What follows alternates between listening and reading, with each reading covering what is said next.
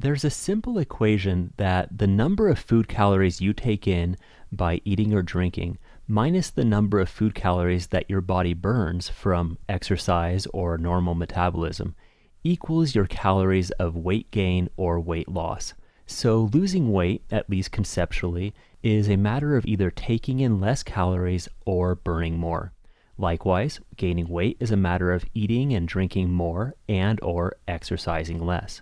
So it's not a big surprise that we US Americans, on average, are becoming fatter. We have a food industry constantly striving to create new foods that we'll want to buy, which are nothing more than different combinations of sugar, fat, or salt. And it's just the nature of our economy that these processed foods have low nutrient value. That's how they keep the cost low, and therefore it's taking more and more calories before we get full. And on the exercise side of the spectrum, think about it. After evolving for millions of years with physical activity a normal part of our daily human routine, we're now driving cars, taking buses, sitting in offices and classrooms for most of the day. There was a time during my self-employed days where my only physical activity was walking from my bed to my desk to my kitchen to my bathroom. And I am pretty sure that this is not the lifestyle or level of physical activity that our ancestors have been evolving with for millions of years. It's practically a brand new phenomenon within the space of just a few generations. So what I want to share with you is what has been the key to my weight loss and weight maintenance efforts. I've shared this technique with other people, got a lot of positive feedback, and some good news is that you can use it not just to keep your weight under control, but also for things like reducing stress, overcoming addictions, and a lot more, but we'll get to that later. Let's focus on the weight issue first. Okay, so step number one in the process is to change how you think about food. There was a time during human evolution where it was undoubtedly in the interest of survival that if food were available, then we should eat as much as possible because we never knew for sure when our next meal would come. So after millions of years, it's not a big surprise that we now feel programmed to enjoy overeating.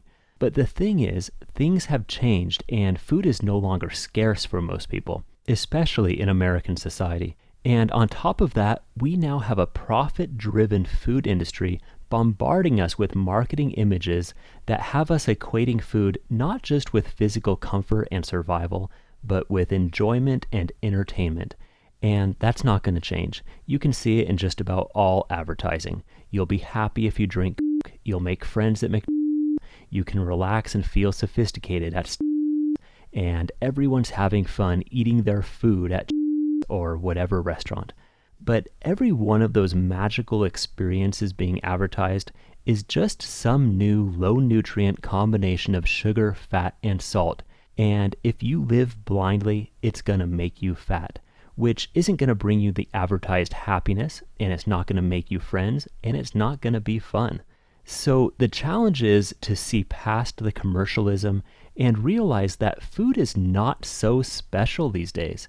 All that you see in the marketing is false short-term pleasures, not the long-term reality. If you want to be happy and in control of your life in a commercial culture, you have to think for yourself. So when I say that step number one is to change how you think about food, I mean to stop worshiping food as something special. To borrow a quote from Anthony Robbins, start thinking of food as body fuel and stop thinking of it as entertainment. Food is fuel, not entertainment. If you keep thinking that eating is the source of fun or that trying new foods is special, or if you let food become your main pleasure in life, you're gonna gain weight because there's no shortage of cheap food these days. So here's a little assignment for you.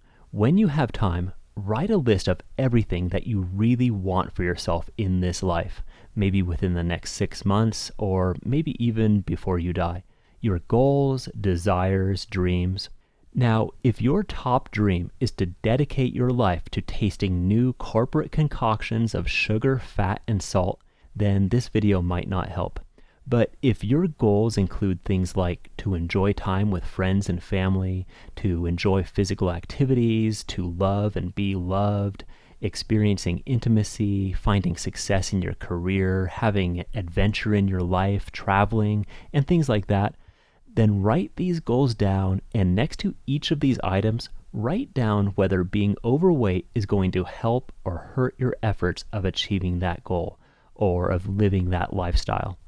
And likewise, think about whether being at your target weight will help you get there.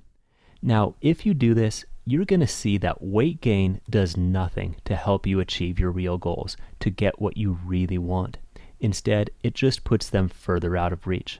So every time you're tempted to try some company's new sugar, fat, salt creation, and every time you're tempted to eat more calories than you need, let that next bite of food be a symbol for you.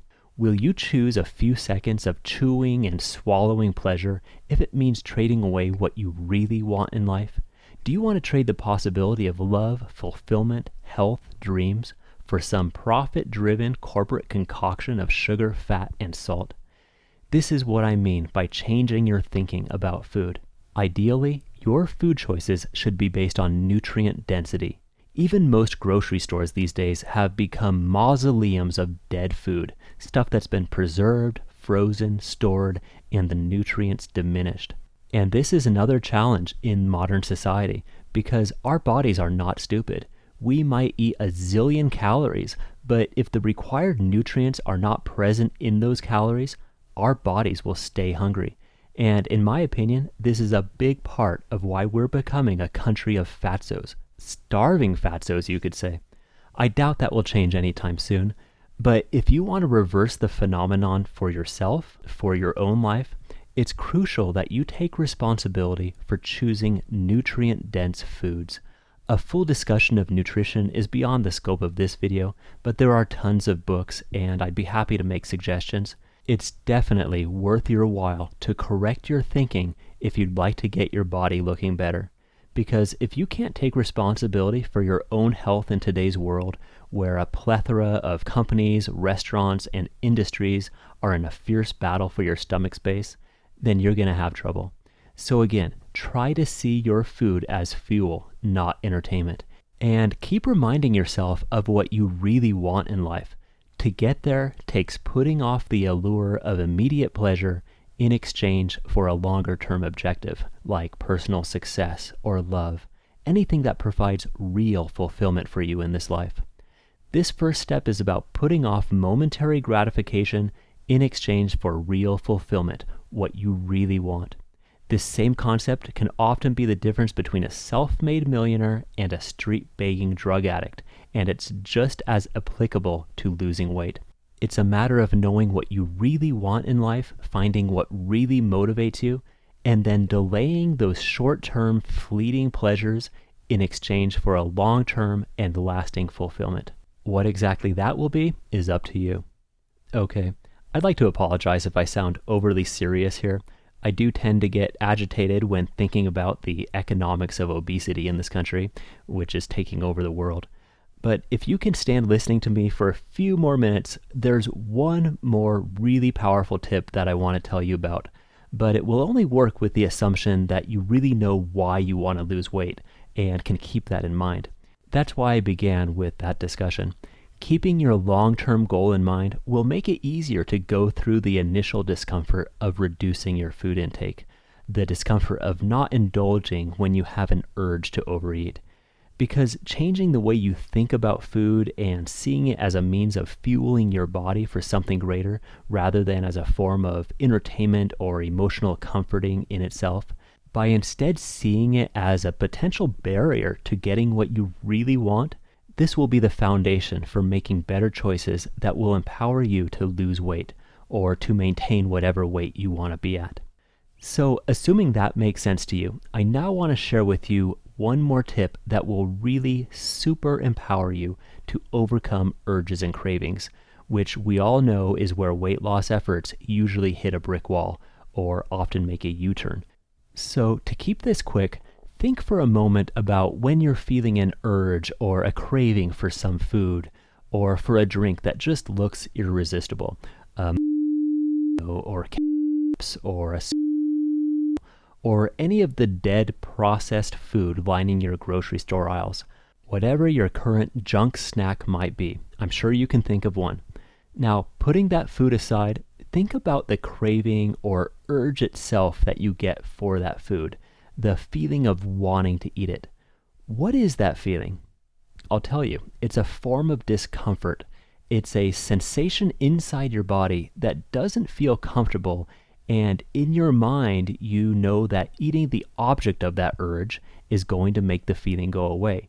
And you're right, it is, temporarily. And that's what most of us do. We suppress this internal discomfort of the urge or craving by eating that food. It's the same way that a smoker suppresses the feeling of withdrawal by smoking a cigarette, or an alcoholic suppresses their withdrawal pain by taking a drink.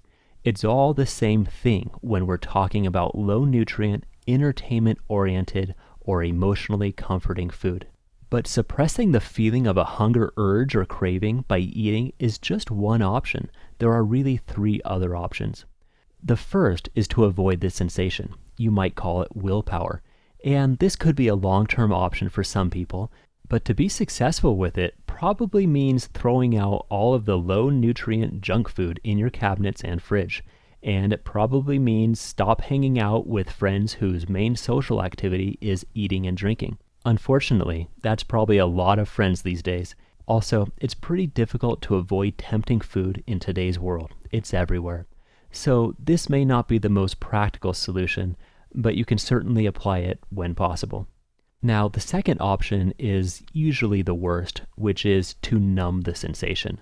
By that I mean using things like appetite suppressants, certain medications. Unfortunately, that goes all sorts of crazy places and may be even worse for your overall well-being and long-term goals than gaining weight would be. Now, it's the third option that's the secret key, if you ask me. And it's essentially the opposite of the first option, which was suppression. Here now, you instead completely flip suppression around and instead embrace the urges and cravings, meaning you choose to feel, consciously experience, get to know, and even love the sensations of junk food cravings and urges. Want to feel those sensations. I know initially this might sound a little crazy because it might sound very difficult at first, but with a little practice, you can really learn to get comfortable with those sensations. They're not nearly as big, powerful, or scary to confront as you might think. There's certainly nothing so powerful about them that they warrant the trading away of your quality of life and long-term well-being. So here's a little exercise to try. Next time, or whenever you're feeling any sort of urge to overeat or any craving for an unhealthy, low-nutrient food, sit down in a chair for a few minutes and just focus on those feelings. Don't try to change them or push them away. Just try spending 3 to 5 minutes simply listening to those sensations within your body. Mentally observe them, let them be there, and want to feel them. Want to get to know them as clearly as possible. Listen to them and accept them. I know this might sound bizarre at first, but it's a means to an end.